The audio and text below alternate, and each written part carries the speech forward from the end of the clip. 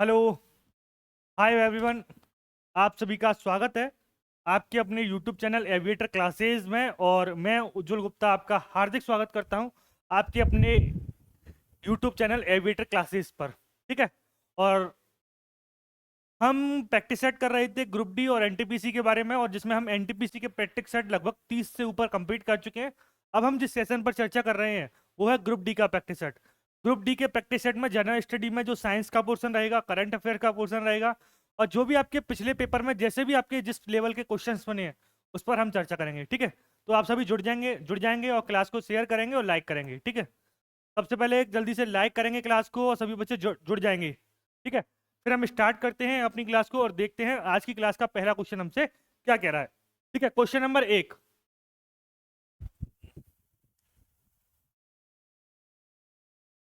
ठीक है, स्टार्ट करेंगे क्लास को। लगभग 40 क्वेश्चंस होंगे और 40 क्वेश्चंस में आप देखोगे करंट अफेयर भी शामिल है, स्टैटिक जीके वाला पोर्शन भी शामिल है, साइंस वाला भी पोर्शन शामिल है। तो वो सारी चीजें आपकी। ठीक है। Question number 1। Question number 1, Jakarta में आयोजित पुरुष हॉकी एशिया कप 2022 में किस देश ने कांस्य पदक जीता था? जकार्ता में आयोजित पुरुष हॉकी एशिया कप 2022 में किस देश ने कांस्य पदक जीता था? ए पाकिस्तान ने, बी भारत ने, सी दक्षिण कोरिया ने, या डी जापान ने? बताएंगे जल्दी से। जकार्ता में आयोजित। जकार्ता की मैं बात करूं, जकार्ता इंडोनेशिया की राजधानी थी।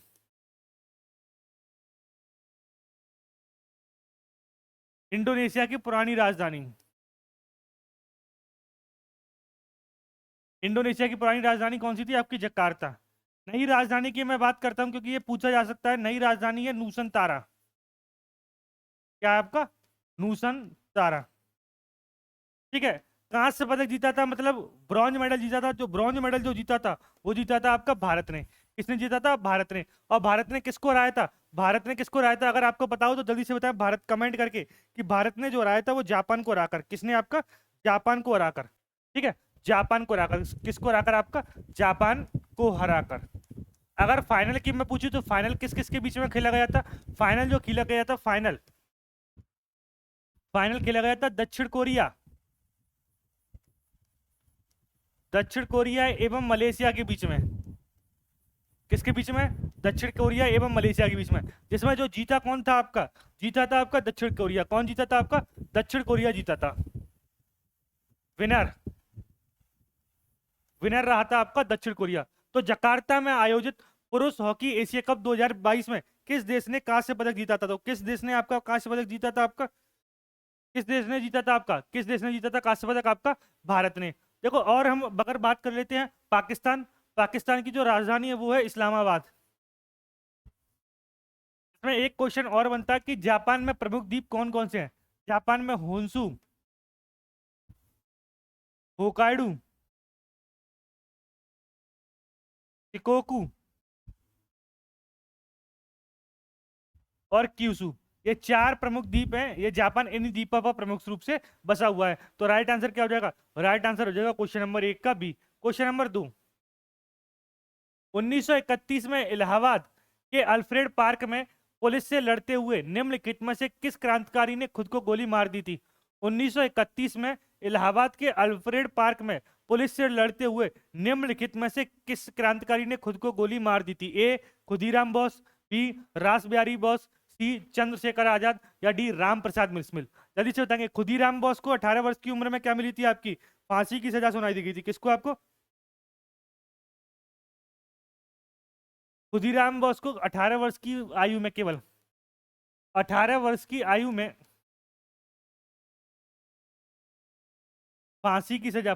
प्रफुल्ल चाकी वाले केस में आपके, प्रफुल्ल चाकी वाले से केस में, प्रफुल्ल चाकी और मुजफ्फर वाले साजिश मामला था आपका कि केस में। लेकिन आपसे पूछा है 1931 में इलाहाबाद के अल्फ्रेड पार्क में, इन्होंने कहा था कि मैं जिंदा नहीं पकड़े जाऊंगा। इलाहाबाद में के अल्फ्रेड पार्क में पुलिस से लड़ते हुए निम्नलिखित में से किस क्रांतिकारी ने खुद को गोली मारी थी? तो वो क्रांतिकारी कौन था? वो था चंद्रशेखर आजाद। कौन था आपका? चंद्रशेखर आजाद। तो राइट आंसर क्या हो जाएगा? क्वेश्चन नंबर 2 का जो राइट आंसर हो जाएगा वो हो जाएगा ऑप्शन नंबर। Question number 3। भगवान पद्म संभव के सम्मान में कौन सा महोत्सव बनाया जाता है? भगवान पद्म संभव के सम्मान में कौन सा महोत्सव बनाया जाता है? ए हॉर्नबिल महोत्सव, बी सागा दावा महोत्सव, सी गणगौर महोत्सव या डी हेमिस महोत्सव। भगवान पद्म संभव के सम्मान में कौन सा महोत्सव मनाया जाता है? जल्दी से बताएंगे। कौन सा महोत्सव बनाया जाता है? हॉर्नबिल उत्सव की बात करूं तो ये कहां पर बनाया जाता है? ये बनाया जाता है नागालैंड में। कहां पर बनाया जाता है? नागालैंड में ये बनाया जाता है। गणगौर की मैं बात करूं, गणगौर मुख्य रूप से राजस्थान में बनाया जाता है। गणगौर मुख्य रूप से कहां से? राजस्थान में। सागर दावा महोत्सव की मैं बात करूं तो सिक्किम में बनाया जाता है। कहां पर बनाया जाता है? सिक्किम में।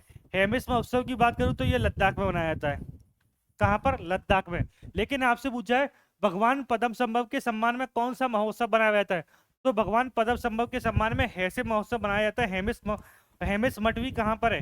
हेमिस मठ जो है वो लद्दाख में ही है। कहां पर है आपका? हेमिस मठ लद्दाख में ही है। लद्दाख एक केंद्र शासित प्रदेश है।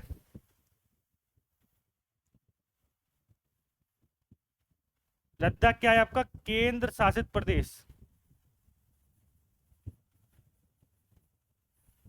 कौन सा प्रदेश है आपका? लद्दाख एक केंद्र शासित प्रदेश है। तो वही पूछा है भगवान पद्म संभव के सम्मान में कौन सा महोत्सव बनाया जाता है, तो भगवान पद्म संभव के सम्मान में कौन सा उत्सव बनाया जाता है? वो बनाया जाता है आपका लद्दाख में बनाया जाता है आपका।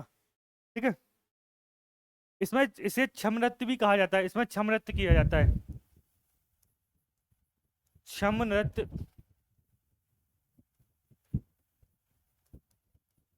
किया जाता है। तो राइट आंसर क्या हो जाएगा? राइट आंसर हो जाएगा ऑप्शन नंबर डी। वायुमंडल की अनुपस्थिति में आकाश का रंग कैसा दिखाई देगा? वायुमंडल की अनुपस्थिति में आकाश का रंग कैसा होगा? नीला, सफेद, लाल या काला? बताएंगे जल्दी से। वायुमंडल की अनुपस्थिति में आकाश का रंग कैसा दिखाई देता है? जल्दी से आप बताइए। वायुमंडल की अनुपस्थिति में आकाश का रंग कैसा दिखाई देता है?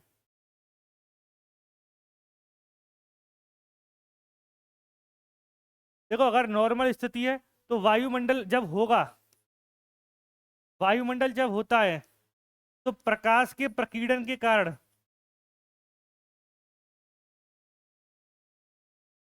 प्रकाश के प्रकीर्णन के कारण आकाश का जो रंग दिखाई देता है, आकाश का रंग कैसा दिखाई देता है आपका? नीला दिखाई देता है। कैसा दिखाई देता है आपका? नीला दिखाई देता है। जब वायुमंडल ही नहीं होगा, जब वायुमंडल नहीं है तो जो आकाश का जो रंग है, आकाश का रंग कैसा दिखाई देगा? आकाश का रंग दिखाई देगा काला।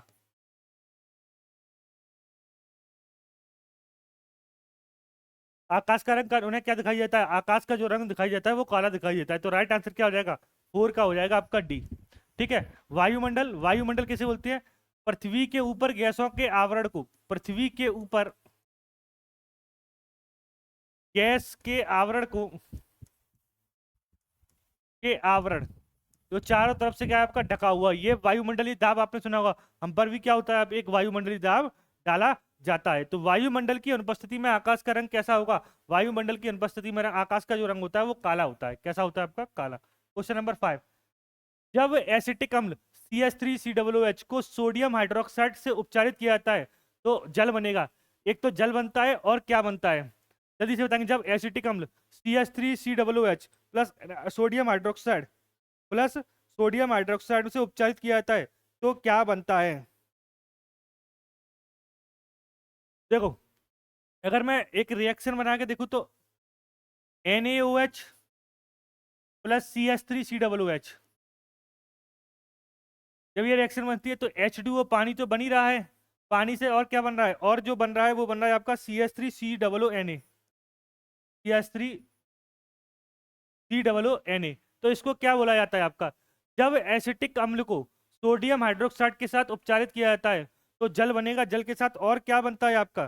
तो जो बनता है वो बनता है सोडियम एसीटेट। क्या बनता है आपका?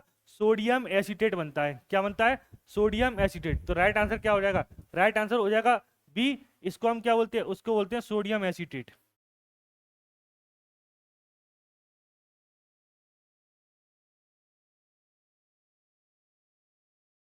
Sodium acetate. राइट आंसर हो जाएगा, राइट आंसर हो जाएगा option number B. Question number 6, दिसंबर 2000 तक विश्व में पौधों की विविधता के मामले में भारत कौन से किस स्थान पर था आपका?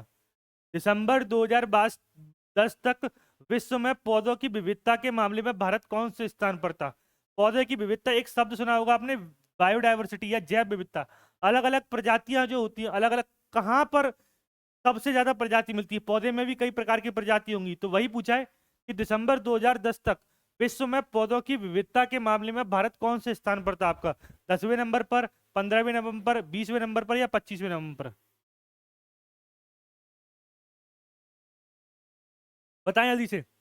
दिसंबर 2020 तक विश्व में पौधों की विविधता के मामले में भारत कौन से स्थान पर था? तो कौन से स्थान पर था आपका? 10वें नंबर पर। कौन से नंबर पर था आपका? 10वें नंबर पर। राइट आंसर हो जाएगा ऑप्शन नंबर ए। जुलाई 2022 तक प्राप्त जानकारी के अनुसार भारत में राष्ट्रीय महिला आयोग की अध्यक्ष कौन थी? जुलाई 2022 तक प्राप्त जानकारी के अनुसार भारत में राष्ट्रीय महिला आयोग की अध्यक्ष, भारत में राष्ट्रीय महिला आयोग की अध्यक्ष, ठीक है। देखो, अगर मैं बोलूं नेशनल कमीशन, नेशनल एनसीडब्ल्यू, राष्ट्रीय महिला आयोग, राष्ट्रीय महिला आयोग की पहली अध्यक्ष की मैं बात करूं, पहली अध्यक्ष, तो जो पहली अध्यक्ष थी उनका नाम था जयंती पटनायक, जयंती पटनायक। 1990 में क्या आया था? 1990 में एक्ट और 1992 में स्थापना। 1990 में एक्ट और 1992 में क्या की गई थी? आपकी स्थापना की गई थी, ठीक है। अगर जुलाई 2022 तक प्राप्त जानकारी के अनुसार भारत में राष्ट्रीय महिला आयोग की जो अध्यक्ष थी वो कौन थी आपकी? वो थी रेखा शर्मा। कौन थी आपकी? रेखा शर्मा। रेखा शर्मा की मैं बात करूं तो ये 2021 में नियुक्त की गई थी, 2021 में नियुक्त। वर्तमान में कौन है आप कमेंट करके बताएंगे। 3 वर्ष के लिए नियुक्त की गई थी, 3 वर्ष के लिए नियुक्त की गई थी। प्रेजेंट में कौन है आप कमेंट करके बताएं आपका, ठीक है। तो वही पूछा है, जुलाई 2022 तक प्राप्त जानकारी के अनुसार भारत में राष्ट्रीय महिला आयोग की अध्यक्ष कौन थी आपकी? रेखा शर्मा। किसी कार्बनिक यौगिक में एक प्रत्यारोपक समूह क्या निर्धारित करता है? किसी कार्बनिक यौगिक में एक प्रत्यारोपक समूह क्या निर्धारित करता है? इसका आणविक द्रव्यमान, कार्बन श्रृंखला की लंबाई, इसके रासायनिक गुण या कार्बन श्रृंखला की प्रकृति?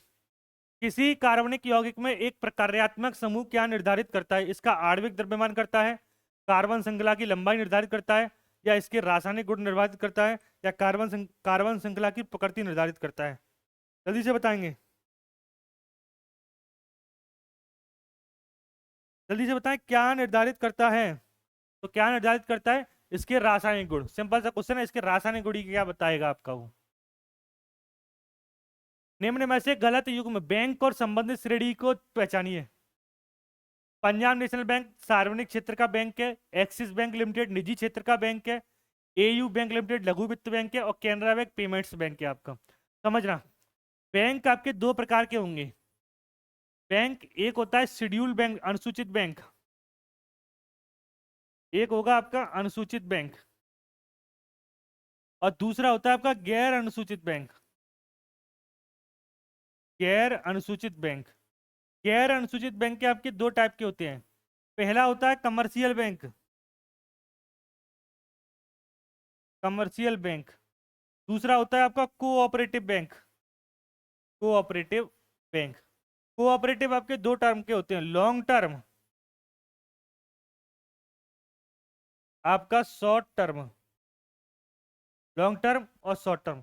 कमर्शियल बैंक, कमर्शियल बैंक में पहला होता है आपका गवर्नमेंट सेक्टर का, दूसरा होगा प्राइवेट सेक्टर का, तीसरा होगा आपका फॉरेन बैंक, फिर होगा आपका पेमेंट्स बैंक, फिर होगा आपका स्मॉल फाइनेंस बैंक, फिर होगा आपका आरआरबी। ये ऐसे करके टाइप होते हैं। तो देखो, पंजाब नेशनल बैंक सार्वजनिक क्षेत्र का बैंक है, 1894 में क्या हुई थी? स्थापना हुई थी। एक्सिस बैंक निजी क्षेत्र का बैंक है, एयू बैंक। कैनरा बैंक जो है, कैनरा बैंक क्या है आपका? पेमेंट्स बैंक होकर ये क्या है आपका? गवर्नमेंट सेक्टर का बैंक है। क्या है आपका? गवर्नमेंट सेक्टर का बैंक है। तो राइट आंसर क्या हो जाएगा? राइट आंसर जो हो जाएगा वो राइट आंसर हो जाएगा आपका ऑप्शन नंबर सी। किसी वस्तु या सेवा की एक अतिरिक्त इकाई खरीदने से उपभोक्ता को प्राप्त होने वाले अतिरिक्त संतुष्टि या लाभ को क्या कहा जाता है आपका? किसी वस्तु या सेवा की एक अतिरिक्त इकाई खरीदने से उपभोक्ता को प्राप्त होने वाले अतिरिक्त संतुष्टि या लाभ को क्या कहा जाता है? ए उपभोक्ता मांग कहा जाता है, कुल उपयोगिता कहा जाता है, संतुलन कहा जाता है, या सीमांत उपयोगिता कहा जाता है? जल्दी से बताएं,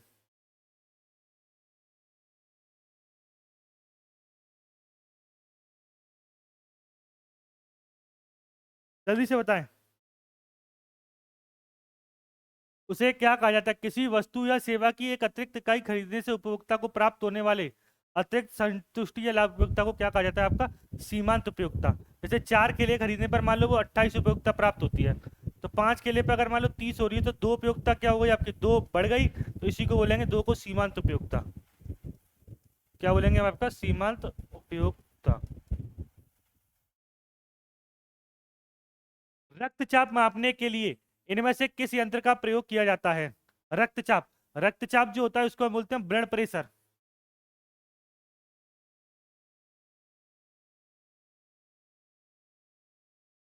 ब्लड प्रेशर। रक्तचाप मापने के लिए इनमें से कौन से यंत्र का प्रयोग किया जाता है? ए हीमोग्लोबिन मीटर, बी यूरिनोमीटर, सी स्फेगोमोमेनोमीटर, या डी स्पेक्ट्रोमीटर?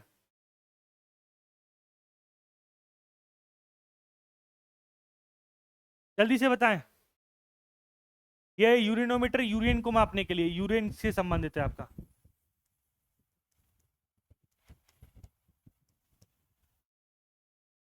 रक्तचाप मापने के लिए इनमें से किस यंत्र का प्रयोग किया जाता है? तो रक्तचाप मापने के लिए किसके यंत्र का प्रयोग किया जाता है? Sphygmo manometer. राइट आंसर क्या हो जाएगा? राइट आंसर हो जाएगा option number C. Prokaryotic ribosome की उप इकाई संरचना क्या होती है? प्रोकैरियोटिक राइबोसोम की उप इकाई संरचना क्या होती है? 50s 40s, 60s 40s, 50s 30s, या 0s 30s? बताएंगे जल्दी से, जल्दी से बताएं। प्रोकैरियोटिक राइबोसोम की उप इकाई की संरचना क्या होती है? तो क्या होती है आपकी? 50s और 30s। भारतीय संविधान की प्रस्तावना में आय शब्द का अर्थ राज्य के निर्वाचित प्रमुख से है। कौन से शब्द का अर्थ राज्य के निर्वाचित प्रमुख से है? संविधान के जब भी हम स्ट्रक्चर की बात करते हैं तो संविधान के स्ट्रक्चर में आपकी मेन जो होती है वो होती है प्रस्तावना। प्रस्तावना, प्रस्तावना को 13 दिसंबर 1946 को पंडित जवाहरलाल नेहरू ने, पीटी नेहरू ने उद्देश्य प्रस्ताव पेश किया था। क्या किया था आपका? उद्देश्य प्रस्ताव पेश किया था। बाद में यही उद्देश्य प्रस्ताव क्या बना है आपका? प्रस्तावना बनी है। क्या बनी? बाद में यही उद्देश्य प्रस्ताव क्या बना था आपका? प्रस्तावना बनी थी। संपूर्ण प्रभु संपन्न का मतलब है भारत अपने फैसले लेने में क्या बिल्कुल वो है, बिल्कुल स्वतंत्र है। अपने फैसले लेने में क्या होगा आपका? स्वतंत्र होगा। अपने निर्णय में स्वतंत्र, अपने निर्णय में क्या है आपका? स्वतंत्र है। जबकि समाजवादी विचारधारा को अपनाया गया है, सब सब बराबर है। लोकतांत्रिक मुखिया चुना जाएगा, तो इसको बोलते हैं। भारतीय संविधान की प्रस्तावना में आय का अर्थ राज्य के निर्वाचित प्रमुख से है, तो वो कौन सा हो जाएगा? वो हो जाएगा गणराज्य। गणराज्य को क्या बोला जाता है? गणराज्य को बोला जाता है रिपब्लिक।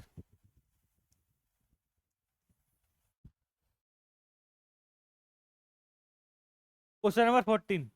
जाइलम के कौन से तत्व मृत कोशिकाओं से बने होते हैं और फिर भी पौधों में जल और खनिजों के परिवहन के लिए उत्तरदायी होते हैं? कौन से तत्व मृत कोशिकाओं से बने होते हैं और फिर भी पौधों में जल और खनिजों के परिवहन के लिए उत्तरदायी होती हैं? ए वाहिनिका और जाइलम मृदूतक, या बी वाहिका और जाइलम मृदूतक, या वाहिनिका वाहिनिका और वाहिका, या डी वाहिनिका और जाइलम तंतु? बताएंगे जल्दी से,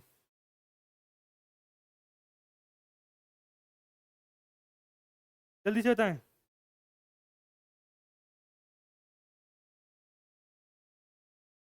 तो जाइलम के कौन से तत्व में कोशिकाओं से बनी होती है? वाहिका और वाहिका। राइट आंसर क्या हो जाएगा? ऑप्शन नंबर सी। भारत में 14 प्रमुख भारतीय अनुसूचित वाणिज्यिक बैंकों का राष्ट्रीयकरण इनमें से किस वर्ष किया गया था? भारत में 14 प्रमुख भारतीय अनुसूचित वाणिज्यिक बैंकों का राष्ट्रीयकरण इनमें से किस वर्ष किया गया था? बताएंगे जल्दी से। 14 प्रमुख भारतीय अनुसूचित वाणिज्यिक बैंकों का राष्ट्रीयकरण। देखो, 1969 में 14 बड़े बैंकों का राष्ट्रीयकरण किया गया था। 14 बैंक का क्या किया गया था आपका? राष्ट्रीयकरण। जिनकी जो टोटल पूंजी थी वो थी 50 करोड़ रुपए। जिनकी टोटल पूंजी कितनी थी आपकी? 50 करोड़ रुपए। ठीक है। फिर 1980 में 6 बैंकों का राष्ट्रीयकरण किया गया। 6 बैंकों का क्या किया गया? राष्ट्रीयकरण। इनकी जो टोटल पूंजी थी वो थी 200 करोड़ रुपए। कितनी थी आपकी? 200 करोड़ रुपए। तो वही पूछा, भारत में 14 प्रमुख भारतीय अनुसूचित वाणिज्यिक बैंकों का राष्ट्रीयकरण कब किया गया था? 1969 में। Wild life protection act, wild life protection act कब आया था? 1972। संविधान कब लागू हुआ था? 1950। निम्न में से कौन सी विधि वनों और वन्यजीव के संरक्षण में सबसे कम हानिकारक है? कौन सी विधि वन एवं वन्यजीव के संरक्षण में सबसे कम हानिकारक है? ए, उद्योगों के लिए कच्चे माल के स्रोत के रूप में वनों का उपयोग करना। बी, गैर काष्ठ वन उत्पाद का संग्रह। सी, वनों को वृक्षारोपण में बदलना। या डी, वन क्षेत्रों में सड़कों और बांधों का निर्माण। निम्नलिखित में से कौन सी विधि वनों और वन्य जीवों के संरक्षण के में सबसे कम हानिकारक है? सबसे कम हानिकारक।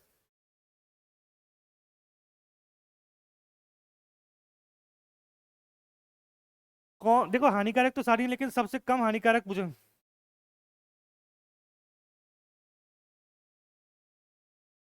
तो उद्योगों के लिए कच्चे माल के स्रोत के रूप में वनों का उपयोग करना, या गैर काष्ठ वन उत्पाद का संग्रह। ये क्या है? गैर काष्ठ वन उत्पाद का संग्रह क्या है आपका? ये आपका सबसे कम हानिकारक है। निम्न में से कौन सी शाक जड़ी बूटी केवल भारत में पाई जाती है और जिसका उपयोग रक्तचाप के उपचार के लिए किया जाता है? कौन सी जड़ी बूटी भारत में पाई जाती है जिसका उपयोग रक्तचाप के उपचार के लिए किया जाता है? ए, जामुन। बी, सर्पगंधा। सी, तुलसी। डी, कचनार। बताएंगे जल्दी से। कौन सी शाक या जड़ी बूटी केवल भारत में पाई जाती है और जिसका उपयोग रक्तचाप के उपचार के लिए किया जाता है? तो कौन सी है? वो है सर्पगंधा। कौन सी है? सर्पगंधा। या क्लास को शेयर कर दो और लाइक कर दो सभी बच्चे जल्दी से। जल की कठोरता का उपयोग करके दूर, जल की कठोरता किसका उपयोग करके दूर की जा सकती है?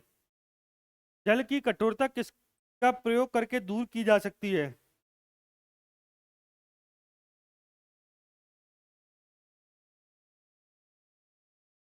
जल्दी से बताएं। जल की कठोरता किसका उपयोग करके दूर की जा सकती है? धावन सोडा, साधारण नमक, विनेगर या पीओपी? जल्दी से बताएंगे। तो जल की कठोरता कैसे दूर की जा सकती है? जल की कठोरता धावन सोडा का प्रयोग करके। किसका प्रयोग करके? धावन सोडा का प्रयोग करके दूर की जा सकती है। धावन सोडा का फॉर्मूला क्या होता है? Na2CO3। क्या होता है? Na2CO3 dot 10H2O। Na2 dot 10H2O।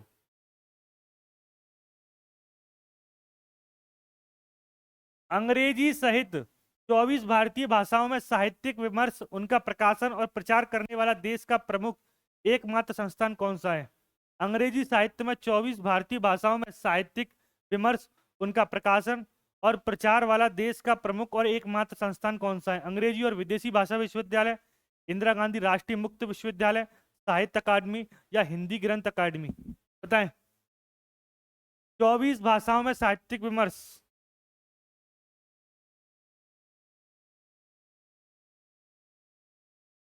ठीक है, तो वो कौन सी है? वो है साहित्यिक अकेडमी। कौन सी है? साहित्य अकेडमी। 1954 में क्या की गई थी? 1954 में स्थापना की गई थी। हेडक्वार्टर कहाँ पर है? हेडक्वार्टर आपका दिल्ली में। इसी संस्था के द्वारा साहित्य अकेडमी पुरस्कार दिया जाता है। साहित्य अकेडमी पुरस्कार।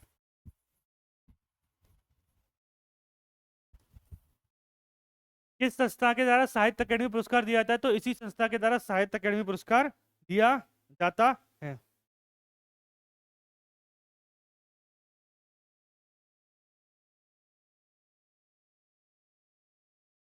यौवनावरंभ के दौरान आवाज बदल जाती है, ऐसा क्यों होता है?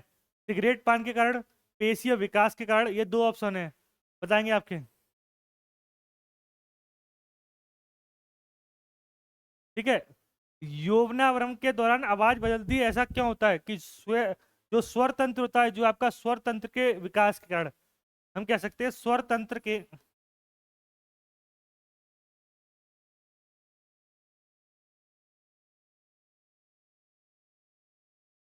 स्वर तंत्र के विकास के कारण ये बदल जाती है। तो राइट आंसर क्या हो जाएगा?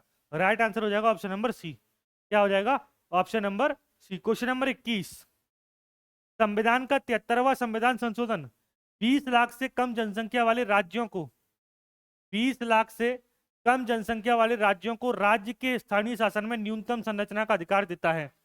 संविधान का 73वां संविधान संशोधन 20 लाख से कम जनसंख्या वाले राज्यों को राज्य के स्थानीय शासन में न्यूनतम डैश संरचना का अधिकार देता है। ए त्रिस्तरीय, बी एक स्तरीय, सी द्विस्तरीय, या डी संघीय शासन? बताएंगे जल्दी से। 73वां संविधान संशोधन, 73वां संविधान संशोधन और 74वां संविधान संशोधन, ये दोनों जो हुए हैं आपके, वो 1992 के आसपास हुए हैं। और इनसे क्या आपकी 11वीं अनुसूची और 12वीं अनुसूची दोनों जुड़ गई। ग्रामीण ग्रामीण स्थानीय स्वशासन से संबंधित है, ये शहरी स्थानीय स्वशासन से संबंधित है। शहरी स्थानीय स्वशासन से क्या है आपका संबंधित है। तो संविधान का 73वां संविधान 20 लाख से कम जनसंख्या वाले राज्यों की राज्य के स्थानीय स्वशासन में कितनी संरचना का अधिकार देता है? बताएं कितनी देता है आपको? ठीक है, तो किस द्विस्तरीय का देता है 20 लाख की। और एक समिति बनी थी, अशोक मेहता समिति। अशोक मेहता समिति ने द्विस्तरीय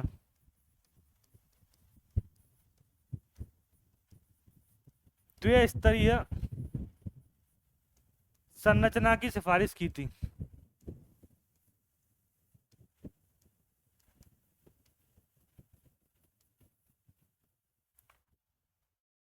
द्विस्तरीय संरचना की सिफारिश की थी।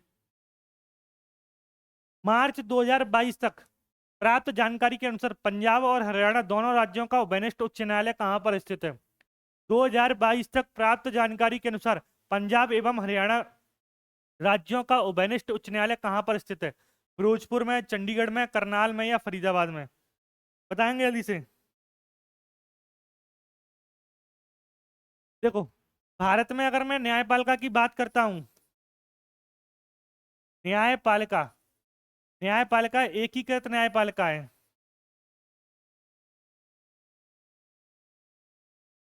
क्या है? एकीकृत न्यायपालिका। सबसे उच्चतम स्तर पर सुप्रीम कोर्ट, फिर हाई कोर्ट, और फिर आपका डिस्ट्रिक्ट कोर्ट। सुप्रीम कोर्ट एक ही है, हाई कोर्ट 25 है, डिस्ट्रिक्ट कोर्ट बहुत ज्यादा है। हाई कोर्ट जो है वो आर्टिकल 226 213 में, सॉरी, आर्टिकल 213 से 226 के आसपास है, 214 से 226 के आसपास। ठीक है, चंडीगढ़ में क्या है आपका? चंडीगढ़ में हाई कोर्ट है, क्योंकि हरियाणा एवं पंजाब की राजधानी क्या है? हरियाणा एवं पंजाब की राजधानी क्या है आपकी? चंडीगढ़। तो राइट आंसर क्या हो जाएगा? राइट आंसर हो जाएगा ऑप्शन नंबर बी। निम्न में से कौन सा तत्व कार्बन के समान श्रृंखलन गुण प्रदर्शित करता है? निम्नलिखित में से कौन सा तत्व कार्बन के समान श्रृंखलन प्रदर्शित करता है? बताएंगे। ए के, पोटेशियम, NeO, या Si? बताएंगे कौन सा तत्व कार्बन के समान श्रृंखलन करता है आपका?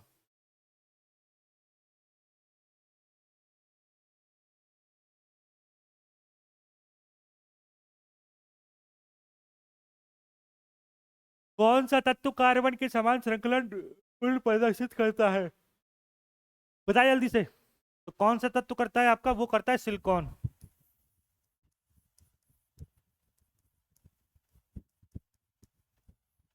कौन सा तत्व करता है आपका? सिलिकॉन। राइट आंसर क्या हो जाएगा? राइट आंसर हो जाएगा ऑप्शन नंबर डी।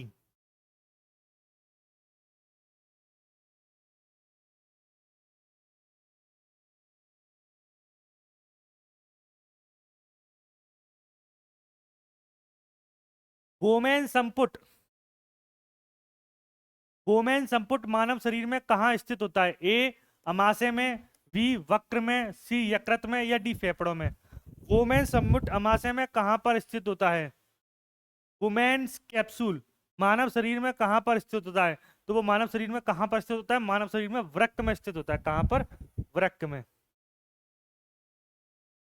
ग्रामीण संपत्ति सर्वेक्षण हेतु किस योजना के कार्यान्वयन के लिए जून 2021 में भारतीय सर्वेक्षण भारत सरकार और असम राज्य सरकार के बीच एक समझौता एमओयू हस्ताक्षर किया गया था? ए मिशन सुरक्षा, बी स्वामित्व योजना, सी सहकार मित्र योजना, या डी मिशन सागर? बताएंगे। ग्रामीण संपत्ति सर्वेक्षण हेतु किस योजना के कार्यान्वयन के लिए जून 2021 में भारतीय सर्वेक्षण भारत सरकार और असम राज्य सरकार के बीच में एक एमओयू साइन हुआ था? बताएंगे जल्दी से, जल्दी से बताएं। तो किसका हुआ था? आपका स्वामित्व योजना के लिए। किसके लिए हुआ था? स्वामित्व योजना के लिए। इनमें से कौन सा एक कृत्रिम पारिस्थितिकी तंत्र है जो मानव निर्मित है? कौन सा कृत्रिम पारिस्थितिकी तंत्र है जो मानव के द्वारा निर्मित है? एक पारिस्थितिकी तंत्र का नाम बताना है। इनमें से चार ऑप्शन दिए गए हैं जो मानव के द्वारा निर्मित है। बताएंगे। ए वन, बी तालाब, सी झील, डी फसली खेत। बताएंगे। कौन सा एक कृत्रिम पारिस्थितिकी तंत्र है जो मानव के द्वारा निर्मित है? तो कौन सा है आपका? वो है फसली खेत। राइट आंसर क्या हो जाएगा? राइट आंसर हो जाएगा ऑप्शन नंबर डी। अच्छा, ये तो रीजनिंग का क्वेश्चन है, इसका तो कोई मतलब नहीं। ये भी आपका रीजनिंग का क्वेश्चन है। National innovation foundation, national innovation foundation,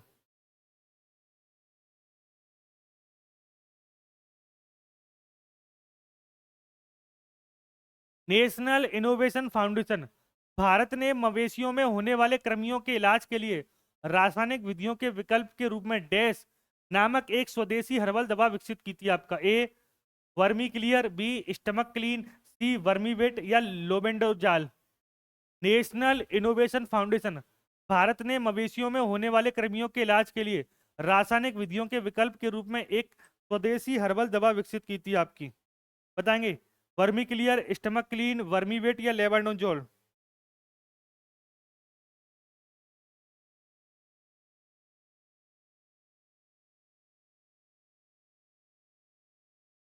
जल्दी से बताएं आपका।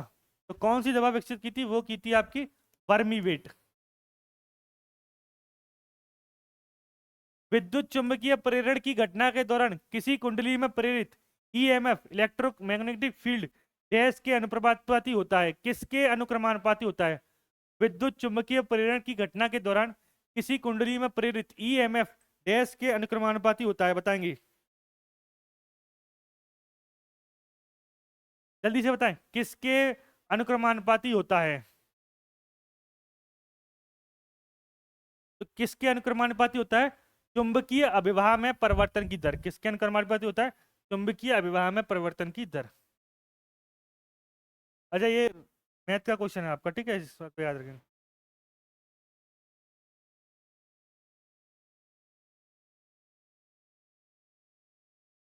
मार्च 2022 में भारत बायोटेक ने टीके के लिए किस देश की बायो फार्मास्यूटिकल फर्म बायोफैब्री के साथ भागीदारी की थी?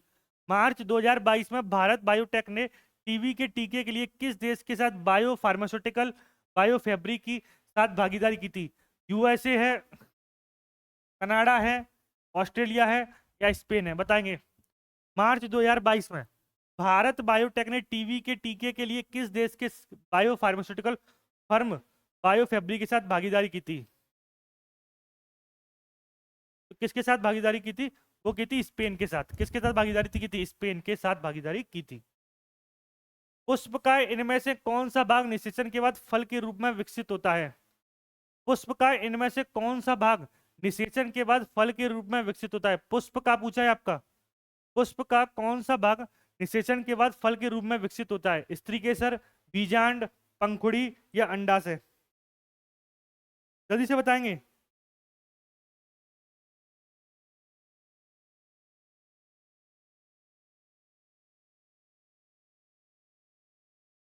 पुष्प का इनमें से कौन सा भाग निषेचन के बाद फल के रूप में विकसित होता है?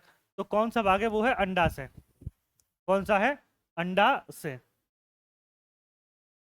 निम्नलिखित में से कौन सी स्थिति में अवतल दर्पण वास्तविक प्रतिबिंब निर्मित करता है? दो तरह के दर्पण होते हैं, एक होता है अवतल, एक होता है उत्तल। और ऐसे ही लेंस में एक होता है अवतल, एक होता है लुत्तल। तो जब वस्तु को फोकस और ध्रुव के मध्य रखा गया हो, जब वस्तु को अनंत पर रखा गया हो, जब वस्तु को फोकस पर रखा गया हो, तो निम्नलिखित में से कौन सी स्थिति में अवतल दर्पण वास्तविक प्रतिबिंब निर्मित करता है? बताएंगे जल्दी से। कौन सी स्थिति में अवतल दर्पण वास्तविक प्रतिबिंब निर्मित करता है?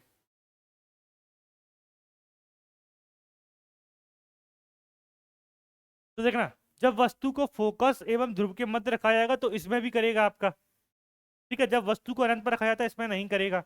जब वस्तु को फोकस पर रखा गया हो तो दोनों स्थिति में, जब वस्तु को फोकस और ध्रुव के मध्य रखा गया हो और जब वस्तु को फोकस पर रखा गया हो, तो इन दोनों कंडीशन में अवतल दर्पण वास्तविक प्रतिबिंब निर्मित करता है।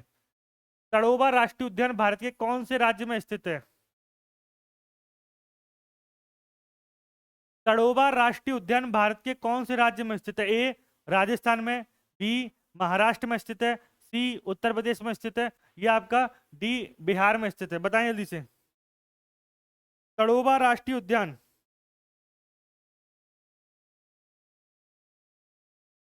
तड़ोबा राष्ट्रीय उद्यान महाराष्ट्र में स्थित है। कहां पर है आपका? महाराष्ट्र में। तड़ोबा राष्ट्रीय उद्यान कहां पर स्थित है? महाराष्ट्र में। महाराष्ट्र में और भी राष्ट्रीय उद्यान है आपका, चंदौली, गुगामल। चंदौली है आपका, Chandauli national park, Gugamal national park, Sanjay Gandhi national park, ये सब कहां पर है? ये सब महाराष्ट्र में ही है। निम्नलिखित में से कौन सा आगम जैन धर्म में अहिंसा का वर्णन करता है? कौन सा आगम जैन धर्म में अहिंसा का वर्णन करता है? बताएंगे। निम्नलिखित में से कौन सा आगम जैन धर्म में अहिंसा का वर्णन करता है? तो देखो, जैन साहित्य को क्या कहा जाता है? जैन साहित्य को कहा जाता है आगम। और ऐसे ही बौद्ध साहित्य को क्या कहा जाता है? बौद्ध साहित्य को कहा जाता है पिटक। बौद्ध साहित्य को क्या कहा जाता है आपका? पिटक। तो निम्नलिखित में से कौन सा आगम जैन धर्म में अहिंसा का वर्णन करता है? सूत्रांग सूत्र, स्थानांग सूत्र, या आपका समव्यांग सूत्र, या कृदासांग सूत्र? तो कौन सा सूत्र, कृतांग सूत्र, क्या करता है? अहिंसा का वर्णन करता है। Right answer A. वायु निगम अधिनियम 1953 के तहत कितनी एयरलाइनों का राष्ट्रीयकरण किया गया था? वायु निगम अधिनियम, एयर कॉर्पोरेशन एक्ट आया था 1953 में, कितनी एयरलाइनों का क्या किया गया था? आपका राष्ट्रीयकरण किया गया था। ए 11 एयरलाइनों का, बी 13 एयरलाइनों का, या 18 एयरलाइन का, या 9 एयरलाइनों का? बताया दीजिए। वायु निगम अधिनियम 1953 के तहत कितनी एयरलाइनों का राष्ट्रीयकरण किया गया था? तो 11, 13, 18 या 9? बताएं जल्दी से। कितनी एयरलाइनों का राष्ट्रीयकरण किया गया था? तो कितनी एयरलाइनों का राष्ट्रीयकरण किया गया था? आपका 9 एयरलाइनों का राष्ट्रीयकरण किया गया था।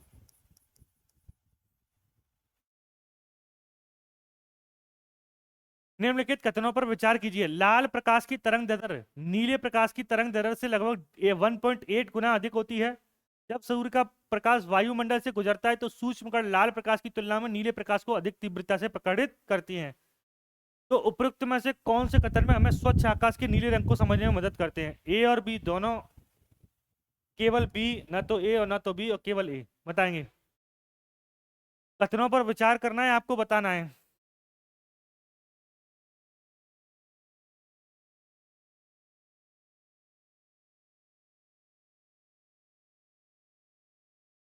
लाल प्रकाश की तरंग दैर्ध्य नीले प्रकाश की तरंग दैर्ध्य से लगभग क्या होती है आपकी? 1.8 गुना अधिक होती है। जब सूर्य का प्रकाश वायुमंडल से गुजरता है तो सूक्ष्म कण लाल प्रकाश की तुलना में नीले प्रकाश को अधिक तीव्रता से क्या करते हैं? आपका प्रकीर्णित करते हैं। तो ए और बी दोनों क्या है आपके? ए भी सही है और बी भी सही है। तो राइट आंसर क्या हो जाएगा? राइट आंसर हो जाएगा ऑप्शन नंबर ए। क्या हो जाएगा? राइट आंसर हो जाएगा ऑप्शन नंबर से। तो वही पूछा है, द्वारा पढ़ लेंगे आपका। लाल प्रकाश की तरंग दैर्ध्य नीले प्रकाश की तरंग दैर्ध्य से क्या होती है? 1.8 गुना अधिक होती है। और ये भी सही है आपका, ठीक है। नेक्स्ट क्वेश्चन, ठीक है। तो लगभग हमने कई सारे ग्रुप डी का पूरा एक प्रैक्टिस सेट किया जिसमें जनरल स्टडी के क्वेश्चंस आते हैं आपके। ठीक है। और इन क्वेश्चंस को हमने, कुछ क्वेश्चंस आपके करंट अफेयर के भी रहे, कुछ क्वेश्चन आपके साइंस के भी रहे हैं। ठीक है, आप करंट अफेयर और साइंस दोनों मत छोड़िएगा, क्योंकि करंट अफेयर इसमें भी जब 5-6 क्वेश्चन पूछे जा रहे हैं, तो अब हो सकता है आपके 7 से 8 क्वेश्चन आपके पूछे जाएं। ठीक है, तो फिर हम आपसे मिलेंगे आपसे एक और बेहतरीन क्लास के साथ। तब तक के लिए आप खुश रहिए और पढ़ते रहिए। जय हिंद।